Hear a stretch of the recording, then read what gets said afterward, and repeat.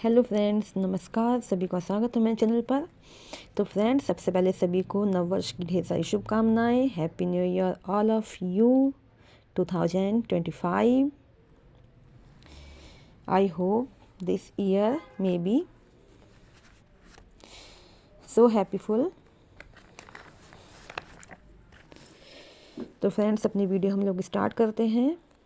आज 1 जनवरी 2025 है। ईश्वर से कामना है कि आपके लिए ये वर्ष बहुत मंगलमय हो, ढेर सारी खुशियाँ लेके आए, हेल्थ वेल्थ में डेवलपमेंट हो। Thank you. अब देखो, हम अपनी वीडियो स्टार्ट करते हैं। आज हमारी वीडियो का टॉपिक है जो राष्ट्रीय चिन्ह हैं, भारत के राष्ट्रीय प्रतीक हैं, उनके बारे में यहाँ ब्रीफली बताया जाएगा। आई होप आपके लिए वीडियो बहुत अच्छी होने वाली है। तो सबसे पहले देखिए, राष्ट्रीय फूल, भारत का राष्ट्रीय फूल है वो सभी जानते हैं कमल है ना। लेकिन ये बताइए, अंगीकृत कब किया गया, कब स्वीकार किया गया? तो जो भारत का राष्ट्रीय पुष्प कमल है वो हमारा 26 जनवरी 1950 को स्वीकृत किया गया है ना। और कारण, अब देखो, फूल कोई भी ले सकते थे, किसी भी फूल को हम लोग स्वीकृत कर सकते थे, लेकिन कमल को ही स्वीकार करने के पीछे जो तथ्य दिए गए हैं, जो लॉजिकली यहाँ पे पॉइंट बताए गए हैं, जिनको बेस बनाकर इसको जो है राष्ट्रीय फूल माना गया है, वो हमारे इस प्रकार है। कीचड़ में खिलता है, स्वच्छ है। पहला पॉइंट तो यही है ना। गंदे कीचड़ में खिलने के बाद भी एकदम स्वच्छ और निर्मल होता है ये। दूसरा, गंदगी में उगता है फिर भी लोहबान की खुशबू आती है इसमें, है ना। गंदगी में उगने के बाद फिर भी इसमें लोहबान की खुशबू आती है, यानी कि खुशबू भी है। और इसमें, जबकि कीचड़ में उगने के बाद तो चीज़ों में बदबू आनी चाहिए, लेकिन इसमें खुशबू आती है। सुंदरता, अनासक्ति का प्रतीक है, ठीक है। गुलाबी होते हैं, सफ़ेद होते हैं, इस कलर में जो है ये बहुत आकर्षित लगते हैं। कला, साहित्य, वास्तुकला का प्रतीक है। कला और साहित्य को भी जोड़ता है। आपने देखा होगा जो हमारी पुरानी पेंटिंग्स हैं, हमारी जो एलोरा की गुफा में और जो अजंता की गुफा में पेंटिंग्स बनी हुई हैं, उन सभी में जो है इन फूलों का बहुत महत्व है ना। उसमें कमल का जो है, कमल का चित्रण भी बड़े अच्छे ढंग से किया गया है। फिर आता है कमल का नाम, जो हम नॉर्मल ये तो सब जानते हैं कि भारत का जो राष्ट्रीय पुष्प है वो कमल है, लेकिन उसका जो है वैज्ञानिक नाम क्या है? तो कमल का वैज्ञानिक नाम है हमारा नेलम्बो न्यूसीफेरा, ठीक है, नेलम्बो न्यूसीफेरा। क्योंकि अब ट्रेंड हो गया है कि एकदम बेसिक क्वेश्चन नहीं पूछा जाता, सीधा क्वेश्चन नहीं पूछा जाता है, हमेशा घुमा फिरा के क्वेश्चन को पूछता है आयोग। तो यहाँ पे जो है कमल का नाम क्या है? नेलम्बो न्यूसीफेरा। आप लोग नोट कर लीजिएगा। फिर अगला पॉइंट है, मीठे पानी की झीलों में उगता है। ये कभी भी जो है खारे या गंदे पानी में नहीं उगता है, ये हमेशा मीठे पानी की झीलों में उगता है, ठीक है। भारतीय में विजय का प्रतीक है, यानी कि कमल को जो है विजय का प्रतीक भी माना जाता है। हमारे पुराने युद्ध वगैरह में जो चित्रण किया गया है उसमें कमल का बहुत महत्व भी इसी प्रकार दिया गया है, क्योंकि विजय का प्रतीक होता है ना। कमल के बीज हृदय, प्लीहा, गुर्दे की बीमारी में काम आते हैं। जो कमल के बीज होते हैं वो हृदय, प्लीहा, गुर्दे की बीमारी में जो है काम आते हैं। जो कमल के बीज होते हैं वो उसको एक बॉल टाइप होती है, जिसमें ब्लैक ब्लैक और रेड दो टाइप के बीज होते हैं इसके।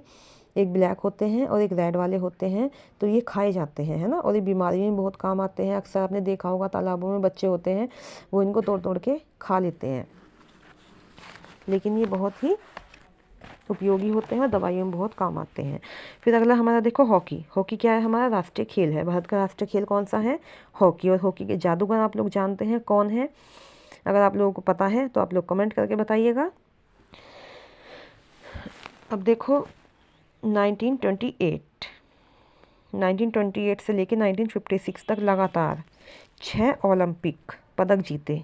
किसमें? हॉकी में, है ना। हॉकी के जादूगर जो है मेजर ध्यानचंद जी हैं। तो ये क्वेश्चन बहुत अच्छा आता है एग्जाम में। 1928 से लेके 1956 में लगातार 6 वर्षों तक, है ना, 6 ओलंपिक पदक जीते हैं।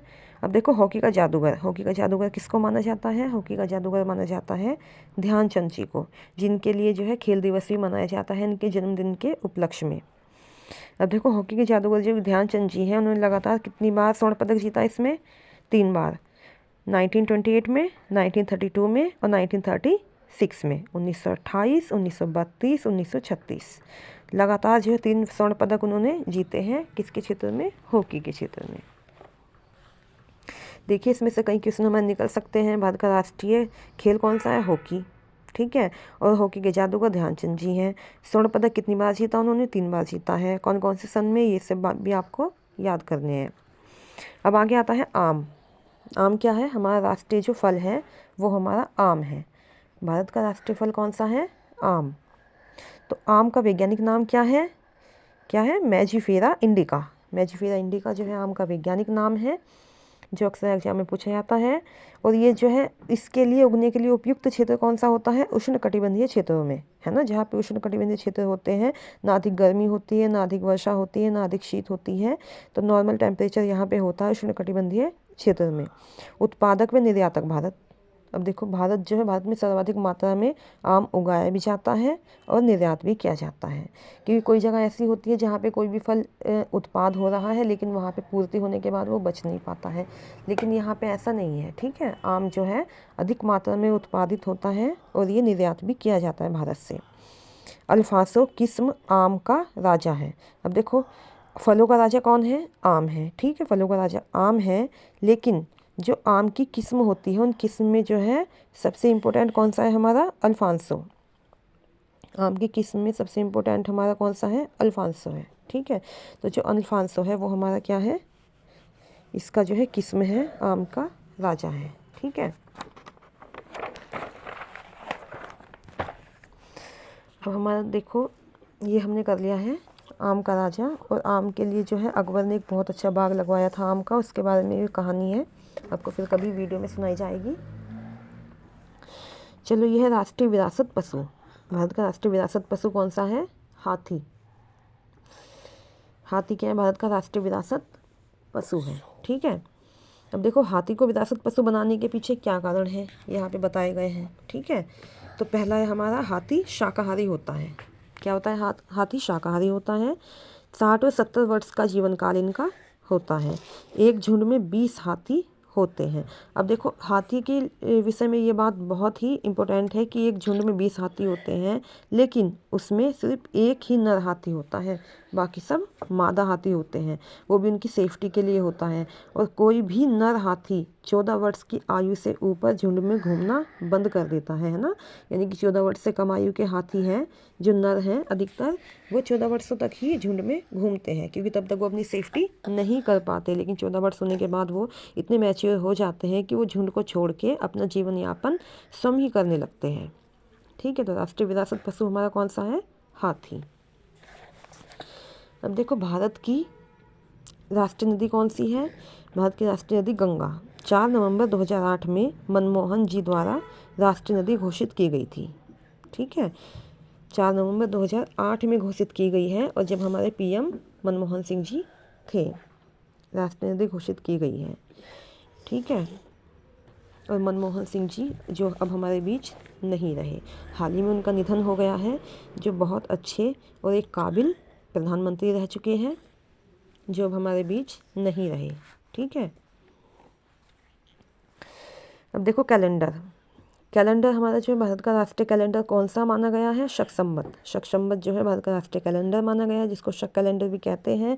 1957 में समिति ने पेश किया, 22 मार्च 1957 को स्वीकार किया गया, ठीक है। 22 मार्च 1957 को जो है ये एडॉप्टेड किया गया था। और इसमें जो माह होते हैं वो हिंदी माह होते हैं, जैसे हमारे चैत्र होता है, बैसाख होता है, चैत्र, बैसाख, जेठ, साड़, सावन, भादो, असोज, इस तरीके से जो 12 माह होते हैं हिंदी नाम इसमें लगे होते हैं, ठीक है, जो हमारा राष्ट्रीय कैलेंडर माना गया है। अब चलिए आगे हमारा राष्ट्रीय ध्वज क्या है? हमारा तिरंगा है, ठीक है। और तिरंगे की लंबाई चौड़ाई क्या होती है? 2:3 में होती है। ये क्वेश्चन भी कई बार पूछा गया है कि तिरंगे का जो हमारा परिमाप या उसकी लंबाई चौड़ाई क्या होती है? 2:3 होती है। एग्जाम में कई बार 3:2 भी दी होती है, जो कि गलत है, ठीक है। तो 2:3 में ही हम लोग इसको मानते हैं। राष्ट्रीय प्रतीक में हमारा पशु है। राष्ट्रीय प्रतीक में जो पशु है वो हमारा घोड़ा है, सांड है, शेर है, हाथी है। ये क्या है? जो हमारा राष्ट्रीय प्रतीक है। भारत का राष्ट्रीय प्रतीक क्या है? अशोक स्तंभ। अशोक स्तंभ भारत का राष्ट्रीय प्रतीक है, जिनमें 4 पशु बने हुए हैं, नीचे छोटे छोटे बने हुए हैं, ठीक है। घोड़ा है, सांड है, शेर है, हाथी है। और जो शेर हैं वो तो बड़े बड़े, और 4 शेर हैं जो कि चारों दिशाओं की तरफ मुँह करके बैठे हुए हैं। ठीक है, राष्ट्रगान, जो हमारा राष्ट्रगान है, सर्वप्रथम गाया गया था 1911 में, है ना। राष्ट्रगान हमारा कौन सा है? जनगण मन है, जो हमारा 1911 में गाया गया था। ठीक है, तो आज हमने अपने भारत के जो है राष्ट्रीय प्रतीक और चिन्हों के बारे में समझा है, पढ़ा है। आई होप आपको वीडियो बहुत अच्छी लगी होगी। आप लोग कमेंट करके बताइए आपको वीडियो कैसी लगती है, और आप लोग इसमें क्या नया देखना चाहते हैं, कौन से टॉपिक पे चाहते हैं। Thank you for watching.